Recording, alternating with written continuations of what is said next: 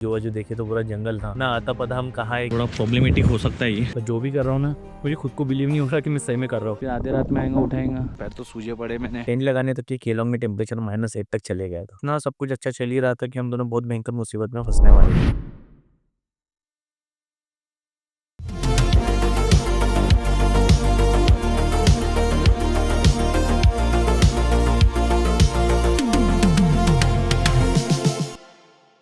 हड्डियां कड़कड़ाने वाली ठंड गिर रही थी। ऐसे ठंड में नींद कहाँ आएगी। तो मैं बैठ गया स्टोव जलाकर और बस रात गुजर जाने का इंतजार करने लगा। ठंड के इस मंजर में वीडियो बनाने की हिम्मत तो नहीं हुई, बस खामोशी से मैं बैठे रहा। कुछ ऐसे ही हालातों में रात कट गई और सुबह हो गई। मैं टेंट से निकला। इतनी खूबसूरत सुबह मैंने जिंदगी में पहली बार देखी थी। फिर इन नजारों को देखकर मुझे ये गाना याद आया। हमारी सांसों में आज तक वो हिना की खुशबू महक रही है, लबों पे नगमे मचल रहे हैं, लबों पे नगमे मचल रहे हैं, नजर से मस्ती छलक रही है। हमारी सांसों में आज तक वो हिना की खुशबू महक रही है। ये टेंट जो जहाँ लगाए थे हमने, वहाँ सेब का बगीचा था। तो हुआ क्या कि इतनी ज्यादा ओस गिर गई ना वहाँ पे, बहुत ज्यादा। हम पूरा अकड़ गए थे।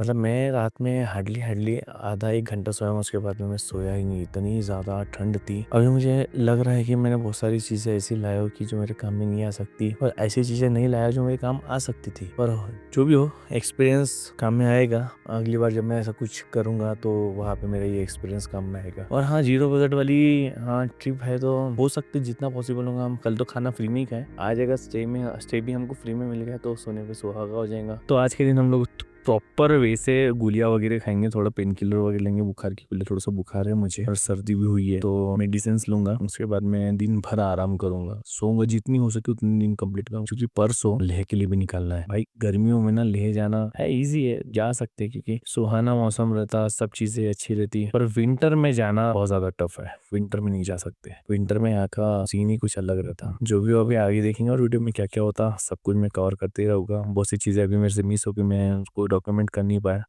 पर आगे देखते हैं कैसे क्या रहेगा, सब डॉक्यूमेंट करूंगा।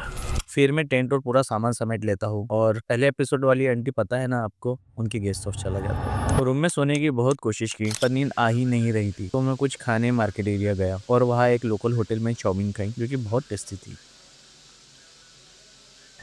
पूरा दिन और पूरी रात सोने के बाद बस यही कहूंगा, सुकून वाली नींद है।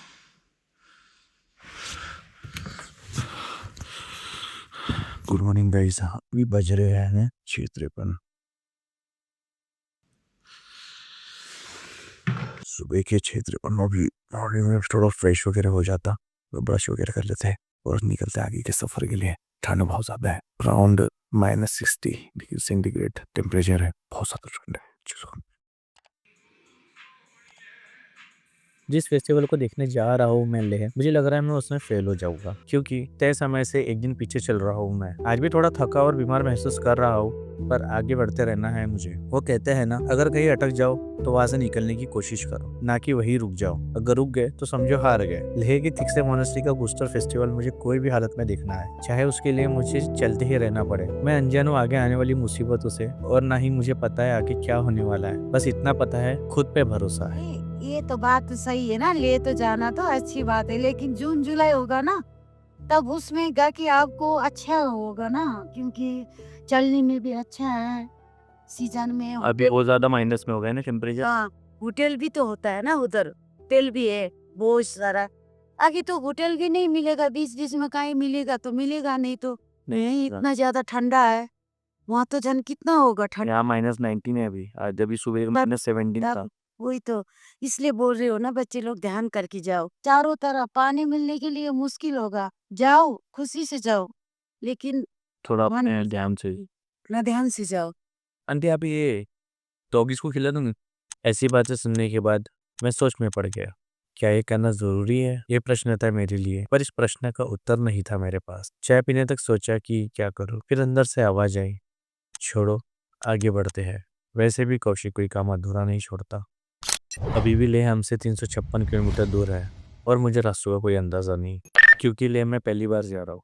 सो अभी हम लोग निकल गए अपने अगले पड़ाव के लिए, लेह जाने के लिए। केलांग को भी आज छोड़ रहे हैं हम लोग। तो अभी सुबह के कुछ बज रहे हैं 8:36। हाँ, थोड़ा लेट हो गया था, हमको 7 बजे निकलना था और 7 बजे तैयारी करने में थोड़ा समय लग गया। फिर हमने चाय वगैरह पिए, उसके साथ में नमकीन भी खाए। अभी जा रहे हैं हम अपने रास्ते। ये है कुछ सामने का नज़ारा, वहाँ पे लेह वाला रास्ता है वो। वहाँ जाके खड़े रहते, धीरे धीरे आगे बढ़ते रहते हैं। लिफ्ट मिली तो अच्छी बात है, वरना उस टाइम में बहुत बुरी बात है। लिफ्ट मिलना ज़रूरी है। तो आज का जो टेम्परेचर था सुबह -16 था, बहुत ज़्यादा ठंड थी। वो तो अच्छा हुआ हम रूम के अंदर में थे तो उतनी ज़्यादा ठंड लगी नहीं, और बाहर तो बहुत ज़्यादा ठंड थी। अभी मैं वहाँ स्पॉट में पहुँच के बाकी की इन्फॉर्मेशन देता हूँ, हम अभी कहाँ जाएंगे।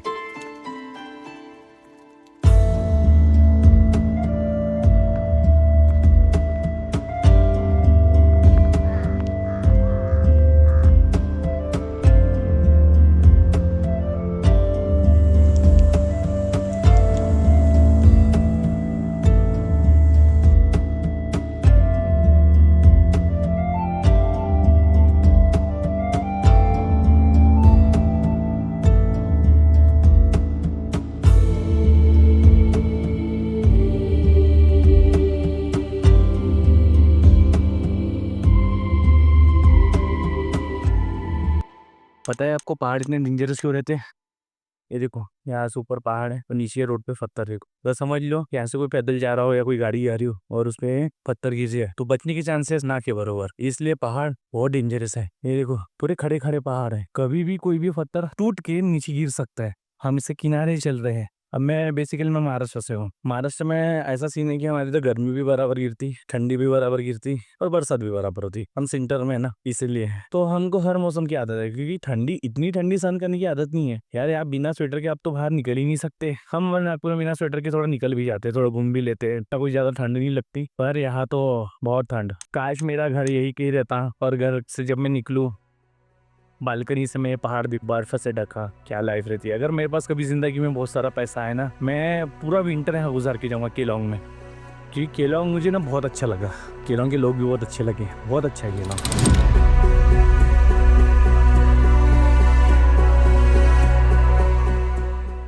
मुझे रास्ते पे चलते चलते एक चाकू मिला जो हमारे पास था नहीं, कुछ काटने के काम आ जाएगा। अब बहुत हार्ड चढ़ाई हो गई।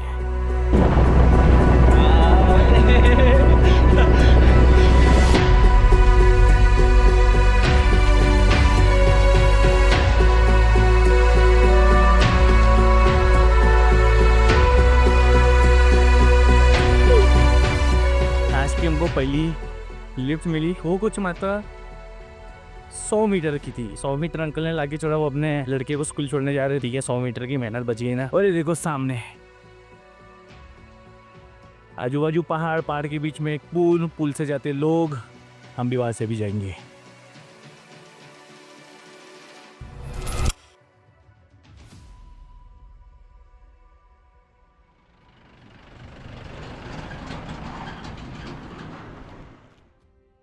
गाड़ी रुकी। कहाँ जा रहे हैं? हमें तो ले जा रहा था। हाँ, वहाँ तक छोड़ दो बस, 1 किलोमीटर। हाँ चिकन चल जाएगा। थैंक यू भैया। बैठ जाए पीछे, हम दो तो नहीं समाएंगे, पीछे खड़े हो जाते। अच्छा चलान आगे बैठ जाता, मैं पीछे। हाँ, एक नीचे बैठ जाते ना, पीछे में।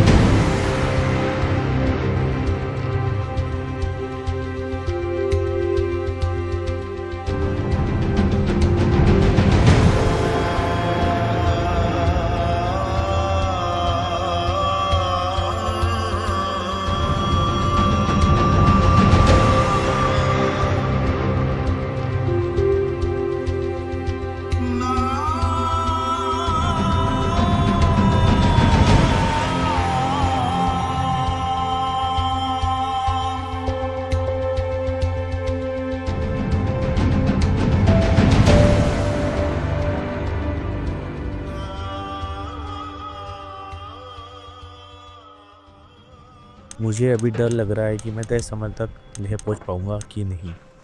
आज हमने सिर्फ 23 किलोमीटर कवर किए हैं। इस भाई साहब ने हमें जिस्पा तक पहुंचा दिया।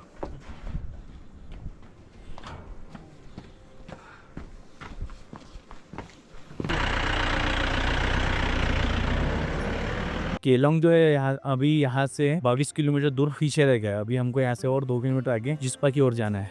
चलो।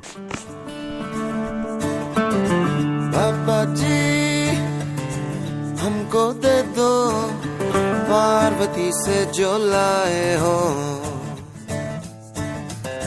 अपना दिल भी है वही जहाँ की खुशबू तुम लाए हो।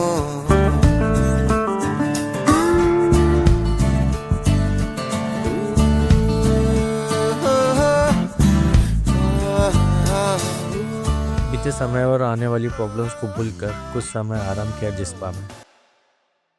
जिस्पा पूरा खाली पड़ा था। सीजन में यहाँ भी अच्छी खासी भीड़ रहती होगी, पर यहाँ के खालीपन में सुकून बहुत था।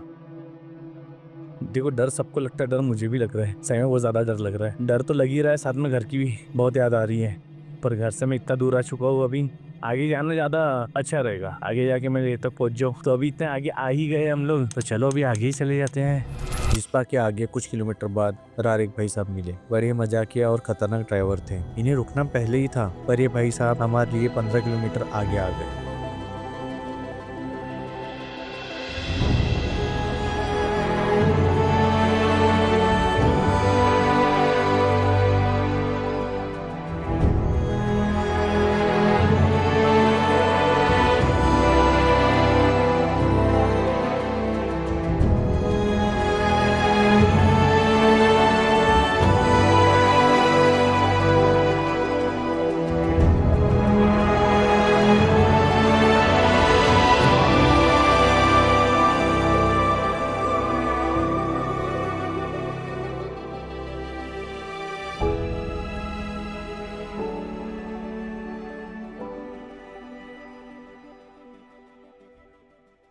सो अभी हम लोग चेकपोस्ट पहुंचे हैं, दारचा के चेकपोस्ट पहुंचे। यहाँ से अभी हमको और आगे जाना है सरचू, जो कि 82 किलोमीटर दूर है यहाँ से। भाई जी मिले तेंजिन रारिक, बहुत अच्छे इंसान ने हमको यहाँ तक के छोड़ा। यहाँ से आगे का सफर हमको कवर करना है।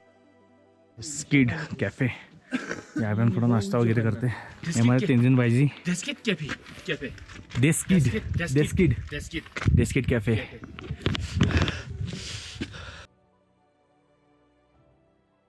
रारिक भाई को अलविदा कह के और अपनी मैगी का पूरा आनंद लेकर निकला चेकपोस्ट नाव गांव पता लिखाने के लिए। देखो सामान कैसा पड़ा है, इतना सारा सामान लेके जाना है।